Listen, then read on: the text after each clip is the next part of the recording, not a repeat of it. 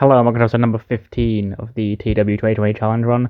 This is going to be Monday Night Raw for week 3 of May, as we are very much on the road to the joint branded Money in the Bank pay-per-view at the end of the month. Without any further ado, let's jump straight into the show. I won't beg, break, I'm going away. Every moment's one more chance to stand up or get in the... We start off hottest and heaviest we've ever opened up Monday Night Raw, with the WWE Champion Drew McIntyre coming to the ring. He says Brock needs to come out and face him man to man instead of that sneak attack that he put on Drew 2 weeks ago, where he came out after Drew beat Rey Mysterio and him with an F5 and held the belt up. And of course Drew was sent back last week by Joe, and Lesnar just came out and cut a promo. And then Brock's music goes off and he comes out onto the stage. He's trying to get into the ring, but Paul Heyman comes out when he gets in front of Brock, and he's like, "No, Brock, don't. Save it for Money in the Bank. Save it to Money in the Bank." And Drew, of course, he's ripping the shirt off, and he's calling Brock, he's going, "Come on, Brock, he's got the belt on the floor." He's all fired up, he's calling Brock to get into the ring. And then Brock Lesnar does that thing where he turns around, he puts his arms up in the air, and he's like, "Okay, I'll go, Paul, I'll leave."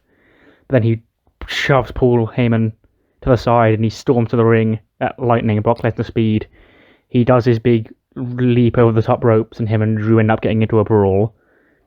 Brock hits Drew with several German suplexes, and then obviously on the third one, Drew would roll out under the ring, and then Brock would go to grab him, but Drew would hit him with the pipe that Rey Mysterio gave him 2 weeks ago, and that pipe would be Drew's equalizer, and he'd have the Beast staggered. And then Drew gets into the ring and he takes the fight to Brock. He's laying into Brock with rights and lefts. Heyman shouting as referees and a load of mid-carders are coming out, and they separate them. They do the thing when they take Drew, put him in one corner, take Brock, they put him in the other corner, and they're shouting words at each other. They continue Drew continues to antagonize Brock. He continues to shout him, "Come on, Beastie Boy," or whatever. And Brock shoves all the mid-carders that are holding him down back to the floor, and then he rushes towards Drew. He tries to leap on top of Drew's pack and starts trying to throw punches into him. And then the mid-carders pull him back again. Brock shoves them all to the floor again, and he goes to run in again, but Drew shoves his mid-carders to the floor and catches Brock as he's running towards the other side of the ring. He jumps out of his pack and hits him with a claymore, and then Joe would be in the ring off the announce desk going, "What the fuck is going on my show?" He ordered Drew McIntyre to go to the back after laying Brock out with the claymore. Drew throws the title over his shoulder, and he storms to the back, having got the better of the Beast here in this hot 91 rated opener for Monday Night Raw.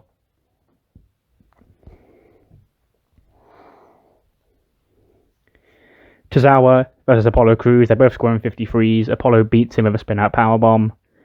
Basically, their singles match after Cesaro had that promo the other week about Apollo turning on his best friend and joining VIP Nation. So here's Apollo just getting his win over Cesaro to tie up that loose end. Then we come back from a commercial. Joe meets Drew backstage again, and Joe's like, "Look, I know more than anyone else how much of a tough son of a bitch Brock Lesnar is, but I can't have you two here jeopardizing the rest of my show for everybody else on the roster while you're constantly at each other's throats like this. It's not a safe work environment for them." And then Brock's in his private locker room, and for everyone's safety, again, Drew McIntyre must leave the arena right now. And Drew's like, "Oh, you gotta be kidding me, Joe." And he starts shouting at Joe, and they get in each other's face, and Joe's not gonna back down before Drew shoulder checks him on his way to his locker room as he has to go leave, because him and Brock Lesnar are trying to tear each other's heads off, and it's not safe for the rest of the roster. But having an authority figure like Samoa Joe, you don't want to fuck him over, so you've kind of got to do what he has to say. Rematch from last week. Kabuki Warriors defeat Natty and Nia again. Again, Asuka defeats Nia with the Asuka lock. Nia's got poor form. Natty and Nia have got zero chemistry, because even when I try to put them in as a jobber tag team, they can't even do that right. But the Kabuki Warriors get a nice win. When after the match, the Iconics music goes off, and they come onto the stage. Billy Kay's wearing like Asuka's robe, and Peyton has Kyrie's special umbrella and spyglass or whatever that they stole last week during the match. And they're just mocking the Kabuki Warriors on the stage. And then when they run out of the ring to try and get the Iconics, of course they bail. and they drop everything on the ramp because they don't want to have Asuka and Kairi kick their ass. So they run away like chicken shit heels. Samoa Joe's at the back of the announce table after having sorted out Drew and Brock backstage. He's like taking his seat back down when Jinder again comes out. And he's like, Joe, we got off on the wrong foot. I understand now that you're trying to make this place safer for me. We can't have two savages like Drew McIntyre and Brock Lesnar running around backstage trying to beat each other's ass. I knew you had good GM qualities within you deep down. And Joe's like, thanks. And then Jinder's like, okay, well, since I'm here, hey, have I got a match tonight? And then Joe's like, as a matter of fact, Jinder, you do. And it's up next. And Jinder's like, great, well, who am I against? And then Joe's like, oh, I'll have to wait and see. Which, of course, it turns out to be Aleister Black. And Jinder is not happy. Suddenly his expression changes from happy to one of concern. As in 11:49, Aleister Black defeats Jinder Mahal with a Black Mass.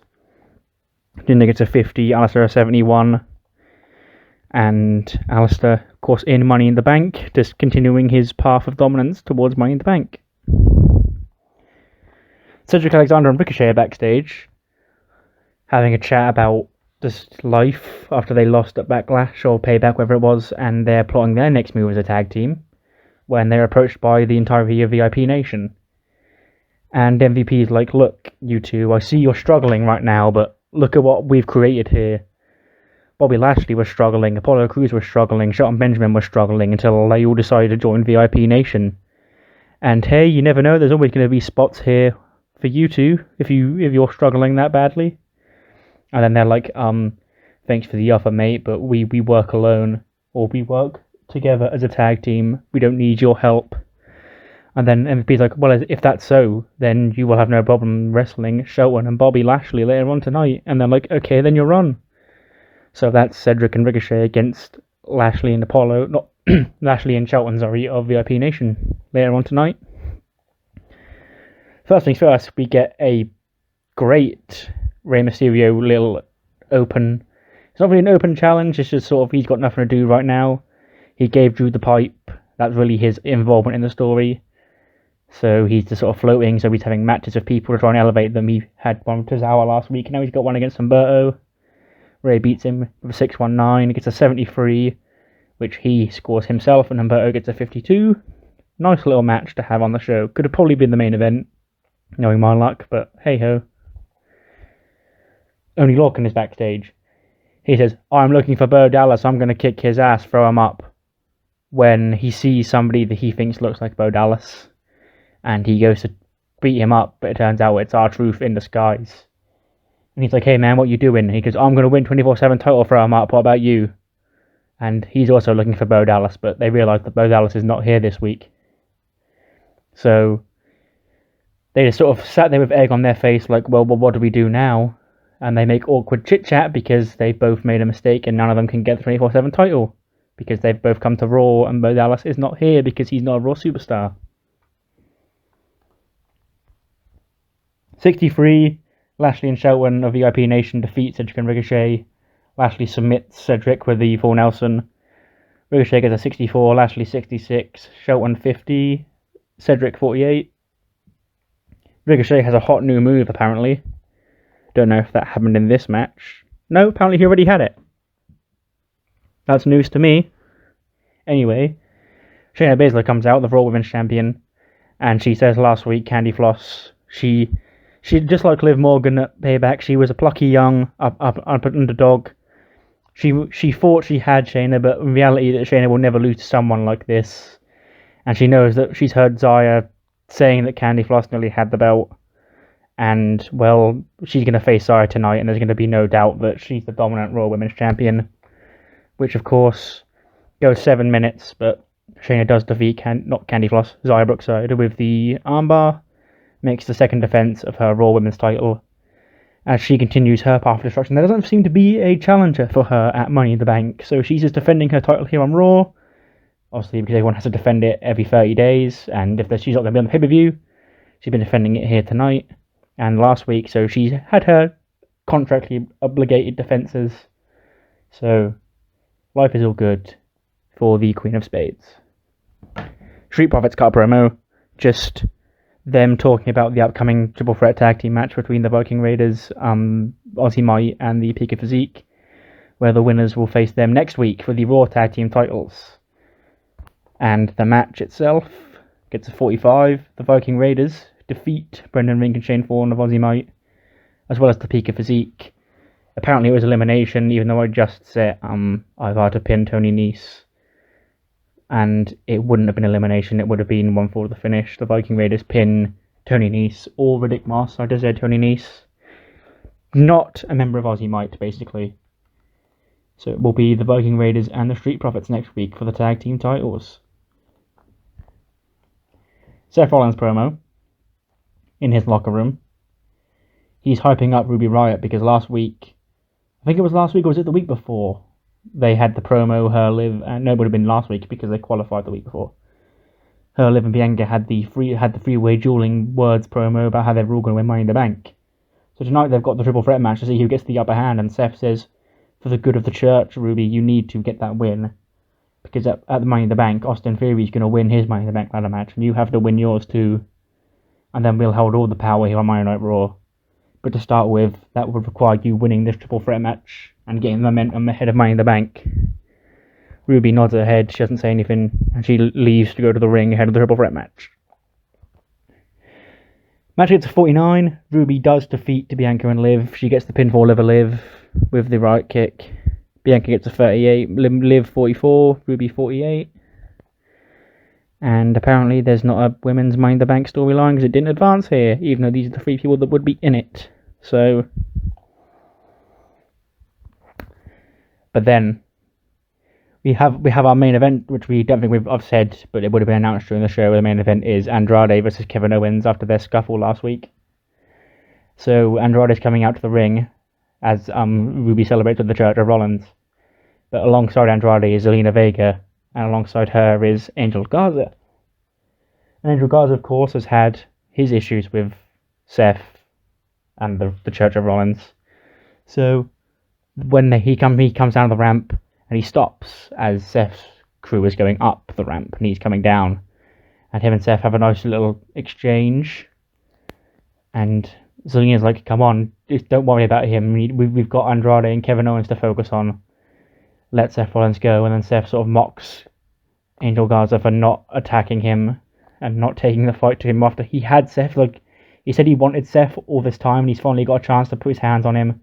And he's obeying Zelina like a good little manager, as he has to go and help Kevin Owens lose to Andrade in the main event instead of going to do what he wants to do, which is get involved with Seth Rollins.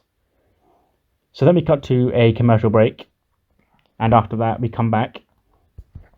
Drew McIntyre's in the parking lot with his bags. He's going to go leave when Charlie Caruso comes up to him. And he's like, "Drew, can I get a word with you quickly? What are your thoughts on Samoa Joe kicking you out of Monday Night Raw because of how you and Brock acted in the opening segment?" And he's like, "I mean, I have endless respect for Joe, and I trust that he wants to run a safe show, but if it was up to me, I wouldn't have resorted to this because Brock Lesnar needs to get his ass kicked by me." But then all of a sudden, Brock Lesnar himself attacks Drew McIntyre from behind.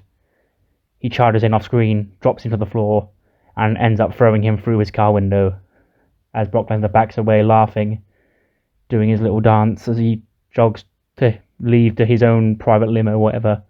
And Charlie shouts for help as the WWE Champion is down because Brock Lesnar has struck yet again from behind on the WWE Champion Drew McIntyre. 77 rated main event. It's actually pretty decent. The finish notes here aren't going to make much sense, so I'll just explain what happens. So basically they go the 17 minutes, and of course Angel Garza is at ringside with Zelina, cheering on Andrade, when Buddy Murphy would rock out onto stage, obviously sent down by Seth.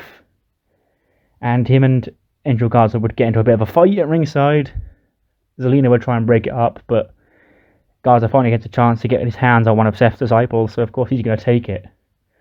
And this commotion at ringside distracts Andrade to the point where he turns around into a stunner from Kevin Owens, who scores the pin over the United States Champion.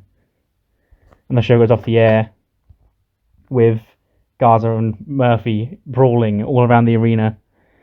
Murphy fucking just beating the shit out of Murphy because, well, he had the chance to finally get his hand on someone in the Seth Rollins church. And he rips the pants off, he throws him in his face, blinding him, and knocks him out with a wing clipper on the concrete. Well, not on the concrete, just on the ramp. And Owens is in the ring celebrating when Andrade attacks him because he's salty that he got beat by distraction. Because Owens would just be watching and cheering Garza on as he beat up Murphy because he doesn't like Murphy either. So he'd go on Angel, but then that would be his distraction where he gets taken out by Andrade. And Andrade would put his foot on Kevin's chest, hold the belt up, etc. As we have an end to a chaotic night here at Monday Night Raw. A show which scores us a 79. We increase popularity for, I believe, the first time ever in this save. So that is something. We're finally on the come up. But of course, more importantly than what the game thinks and what you thought of the show, so do let me know what you thought in the comments below. And I'll see you next time for episode 16, where we'll be booking SmackDown on Fox. See you then.